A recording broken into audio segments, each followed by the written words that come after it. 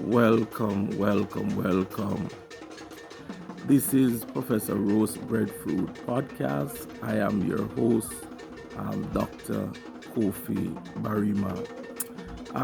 Just a disclaimer, I'm not a medical doctor. I am a trained ethnographer, and I'm also a cultural insider. That's important to note, right? The type of doctor that I am.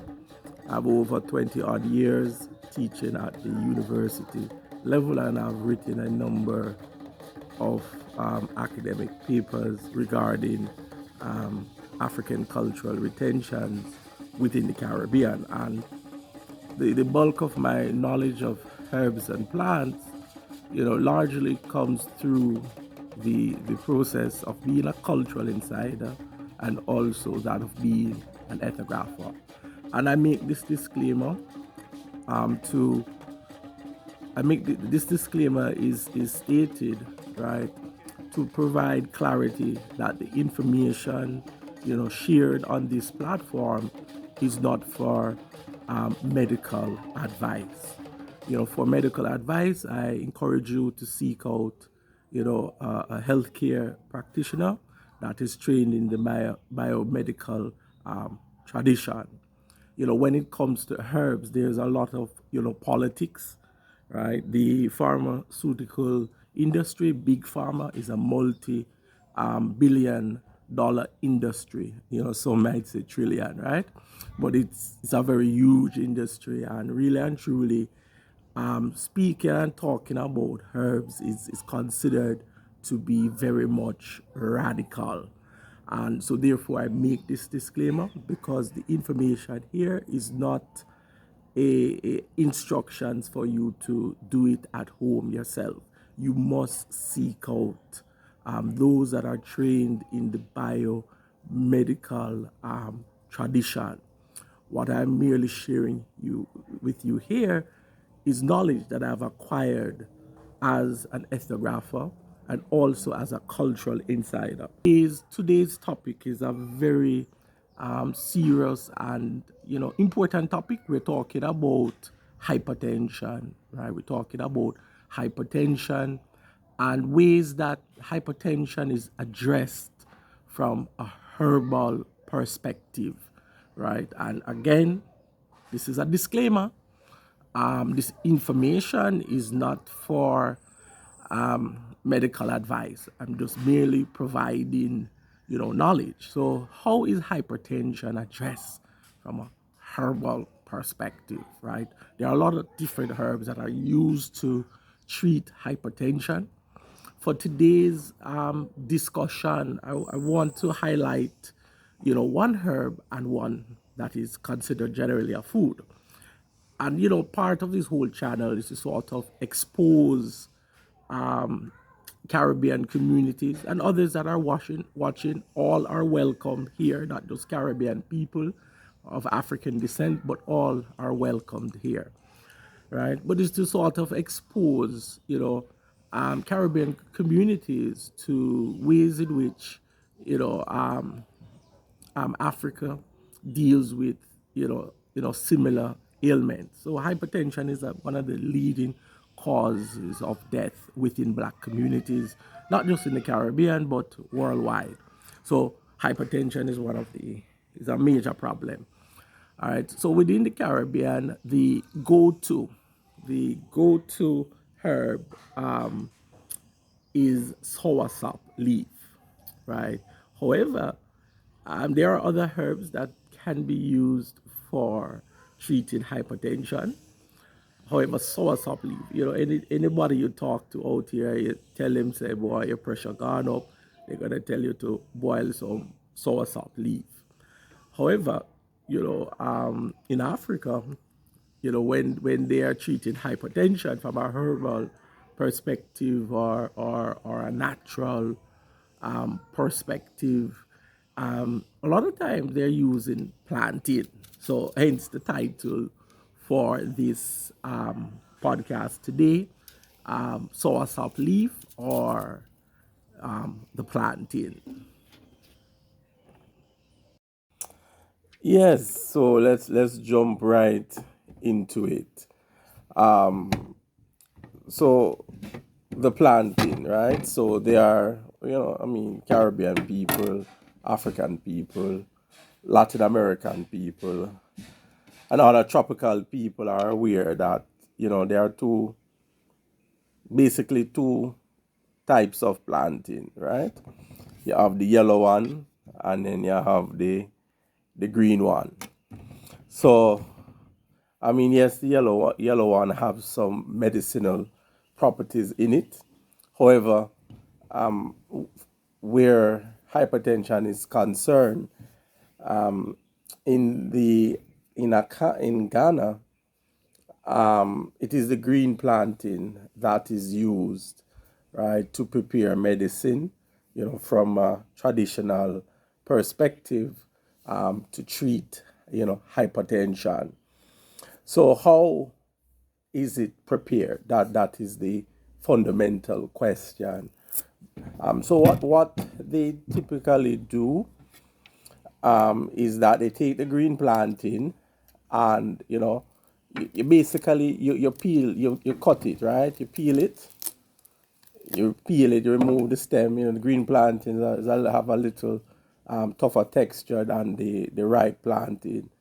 And then, how I typically peel it though, I just cut it in half, right? And then, okay, so you have a half, right? So it's a quick demonstration. Some persons don't know how to peel the green plantain, but basically you have these sort of joints on the plantain, and you slit with the knife straight down. Slit it straight down with the knife. After you have slit the plantain now straight down with the knife, you just simply just remove the skin like that at each of the joint. You just remove the skin, simple, because you have slit it at the joint. Bam, your plantain is peeled. So in terms of preparing the plant, to treat hypertension, you're going to slice very thin circles like that. You see, you have a very thin circle, and you will place it on a tray, and you will place it to dry. So it takes about 5 to 6 days to properly dry.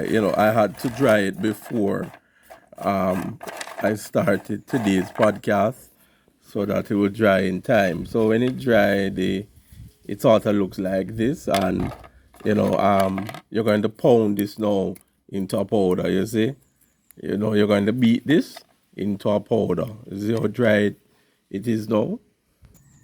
Yeah, you just want to beat it in something.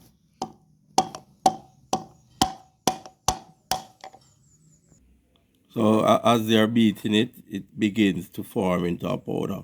So I'm going to just finish beat this up and to show you guys how it look. Yeah, I'm still beating away, but as you can see, the consistency has changed. You see, we're getting into nice powder form. You see, nice powder form.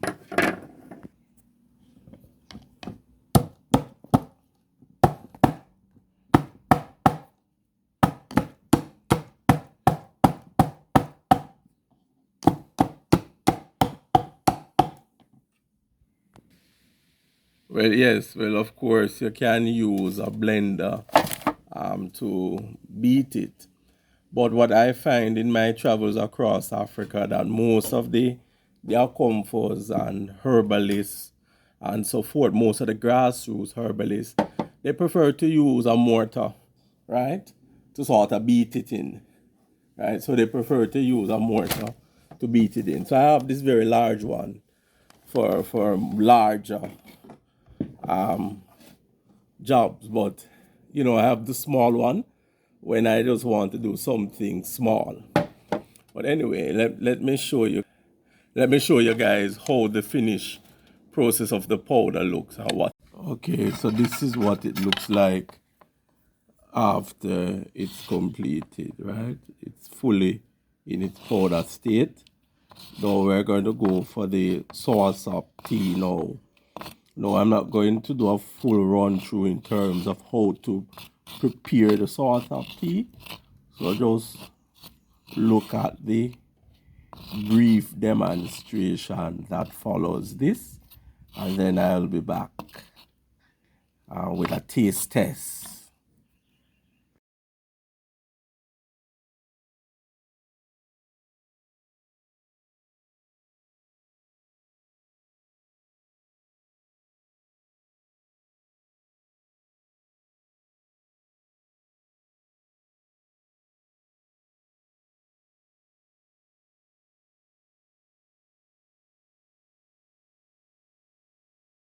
Okay, so the Soursop tea is fresh off of the fire, so I was going to pour it out now. As you can see, it has that sort of, I move the spoon out of the way. Yeah, so as you can see, it has that sort, that deep sort of reddish brown color that I was telling you about.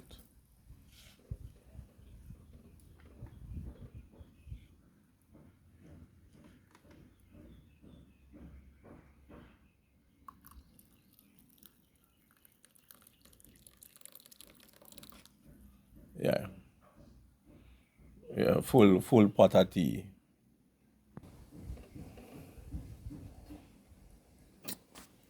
Yes, so typically most of the herbalists, they are comfort and so forth that work with and address hypertension with the plantain. They recommend like a teaspoon, right, morning and evening. Some say 3 times a day.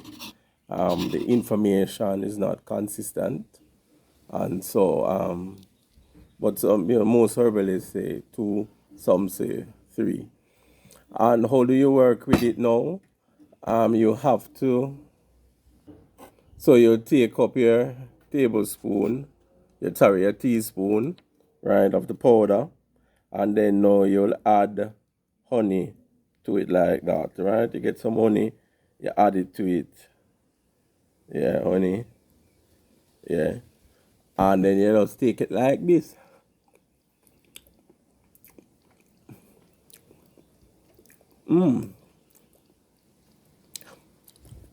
It has a very nice taste to it. No, you know, most herbalists, they don't sweeten the tea, right? They will tell you not to sweeten it. Some would say you can add some honey. If you would like, you can add it to your soursop tea. So let's see. Well, the soursop tea is not in the frame. Yeah. They didn't know this is a soursop tea. So I guess without the sweetener, it has a sort of dry taste. So if you if you dip some honey inside of it, it will spruce it up a little bit.